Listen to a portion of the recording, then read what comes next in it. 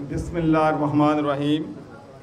जनाब चौधरी शुजात हुसैन साहब, सदर पाकिस्तान मुस्लिम लीग, तारक बशीर चीमा साहब, जनरल सेक्रेटरी पाकिस्तान मुस्लिम लीग, सालक हुसैन साहब, शाफे हुसैन साहब और मुस्लिम लीग के तमाम ओहदेदारान और ख़ुसूसन मुस्लिम लीग के कारकुनान और मेरे भाइयों, दोस्तों, मीडिया के दोस्तों, अस्सलाम वालेकुम।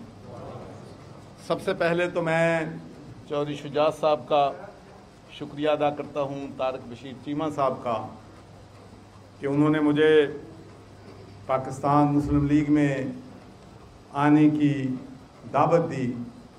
और मैं आपको ईमानदारी से ये बात बताना चाहता हूँ कि मैंने सैकड़ों लोगों के साथ बरतानिया में और पाकिस्तान में इस बात पे मशावरत की कि मैं चौधरी शुजात साहब के साथ शामिल होना चाहता हूँ।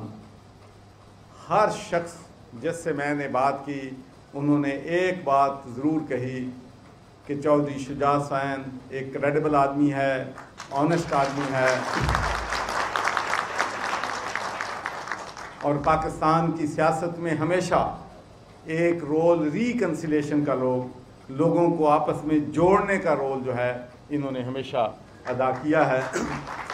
तो इंशाअल्लाह मैं आपको यकीन दिलाता हूँ कि इन हालात में, जबकि सियासी जो डिफरेंसेस हैं वो दुश्मनी में बदल चुके हैं और पाकिस्तान की फ़ज़ा में बदकिस्मती से सियासतदान मुल्क के इन मुश्किल तरीन हालात के बावजूद इकट्ठे बैठने के लिए तैयार नहीं हैं, तो मैं आपको यकीन दिलाता हूँ कि हमारी पार्टी, मेरी पार्टी तमाम सियासी जमातों को ये दावत देती है कि आइए हम नफ़रतों को ख़त्म करें।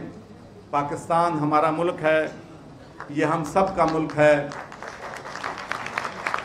और इसकी तरक्की के लिए, इसकी खुशहाली के लिए हमने इकट्ठे मिलकर काम करना है।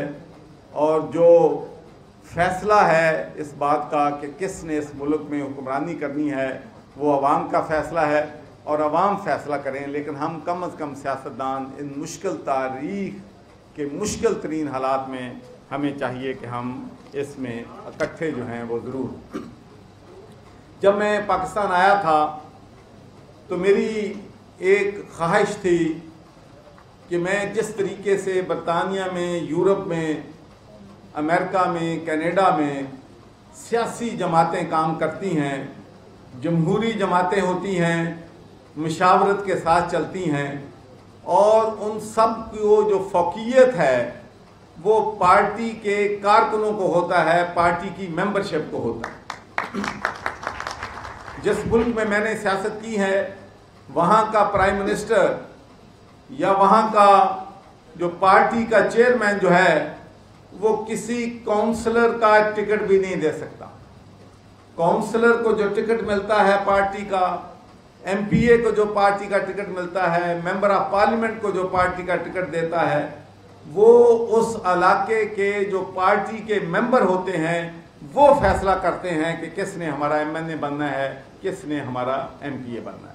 तो पाकिस्तान में ये एक बदकिस्मती है कि जो हमारे कारकुन हैं, मैं तमाम सियासी पार्टी के कारकुनों की बात करता हूँ कि उनका काम नारे लगाना, दरिया बिछाना, जेलों में जाना, मारें खाना और लीडर्स को प्रोटेक्शन देना होता है।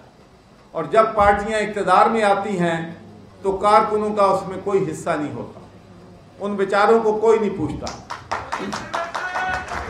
लेकिन मैं मुस्लिम लीग के कारकुनों को ये यकीन दिलाता हूँ कि मेरी आपसे मोहब्बत और प्यार वही होगा जो मैं अपने बेटे और बेटी के साथ करता हूँ। चौधरी सरवर तेरे जानसार, चौधरी सरवर तेरे जानसार, बेशुमार बेशुमार।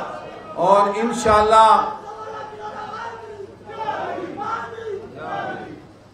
इंशाअल्लाह हम अल्लाह के फजल व करम से अपनी पार्टी को इतना मजबूत बनाएंगे कि हमारी पार्टी जो है, हमारा इंस्टीट्यूशन जो है वो फौकियत रखेगा। और इसकी मैं आपको मिसाल देता हूँ कि ये बात नहीं है कि बरतानिया में, अमेरिका में इंस्टीट्यूशन बनते हैं, पाकिस्तान में नहीं बनते। मैं 3 इंस्टीट्यूशन बनाने में डायरेक्टली एंगेज रहा हूँ। आपको मालूम है कि रेस्क्यू 1112 और मुझे याद है कि उस नाश्ते पे चौधरी शुजा साहब भी मौजूद थे। उस वक़्त परवेज़ इलाही साहब हमारे चीफ मिनिस्टर थे। तो मैंने उनसे कहा कि हमने जब से एम्बुलेंस सर्विस को हस्पतालों से अलहदा किया है और एम्बुलेंस सर्विस वहाँ पर चलाई है तो वहाँ हमारे मसाइल बहुत हद तक हल हो गए हैं।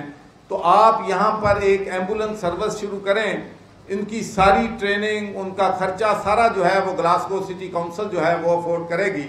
और उसके बाद आपको मालूम है कि अब रेस्क्यू 1112 जो है वो पंजाब की सबसे पॉपुलर और क्रेडिबल ऑर्गेनाइजेशन है। इसलिए कि जब आप इंस्टीट्यूशन बना देते हैं तो फिर वो इंस्टीट्यूशन जो है आने वाली हुकूमतें भी उनको तब्दील नहीं कर सकती।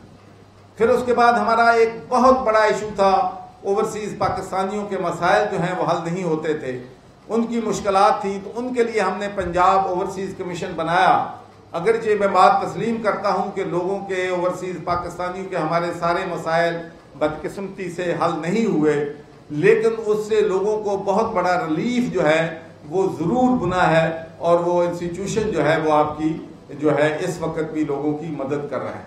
तो आप सबको ये भी मालूम होगा कि मैंने 1 दिसंबर 2021 को लंदन में पाकिस्तानी कम्युनिटी से एड्रेस करते हुए कहा था, जब मैं गवर्नर था, तो मैंने कहा अब 55% तक बात चली गई है। भाई जब आधी रकम आपकी करप्शन पे चली जाएगी, लोगों की जेबों में चली जाएगी, तो मुल्क कैसे तरक्की करेगा। तो मैं ये चैलेंज करता हूं कि पंजाब आब अखबार अथॉरिटी में जो मैंने ठेके दिए हैं, कोई एक बंदा बता दे कि किसी ने 1 रुपए का कमीशन लिया है या दिया है। तो फिर मैं समझता हूं कि शफाफियत पाकिस्तान में आ सकती है अगर आप में एबिलिटी है, अगर आप कंट्रोल ब्यूरोक्रेसी को करना जानते हैं, अगर आप मेक श्योर करके आप खुद ऑनेस्ट हैं। तो ऐसी बात नहीं है कि पाकिस्तान में हम ऑनेस्टी से काम जो है नहीं कर सकते। उसके साथ कोविड-19 के दौरान आपको मालूम है कि अल्लाह के फजल और करम से एक तो मैंने टेली मेडिसिन सेंटर हेल्पलाइन शुरू की, जिससे लाखों लोग जो हैं घर बैठे उनको हमने सर्विस दी और हजारों डॉक्टर जो हैं माशाल्लाह जो हैं उसमें वो हमारे जो हैं हजारों डॉक्टर जो हैं उसको सर्विस दे रहे थे। उसके साथ साथ ही GST प्लस 1 रुपया भी मैंने हुकूमत का नहीं लिया। 4 दफा एज ए गवर्नर मैं गया हूँ यूरोप के तमाम कैपिटल में, बेल्जियम में, वहां पर मैं 200 से ज्यादा मेंबर ऑफ यूरोपियन पार्लियामेंट मिला और पाकिस्तान को GST प्लस लेके दिया, जिसको तमाम पॉलिटिकल पार्टीज मानती हैं। इसमें कोई 4 दफा रिव्यू भी करने में मदद की। उससे पाकिस्तान को $20 बिलियन का फायदा हुआ है 8 साल में। जो निजाम है वो कुफ्र का तो चल सकता है मगर जुल्म का निजाम नहीं चल सकता। शुएब शेख साहब का दिन के उजाले में अगवा जो है आजादी ज़ाहिर पर दहशतगर्दी है, शदीद हमला है।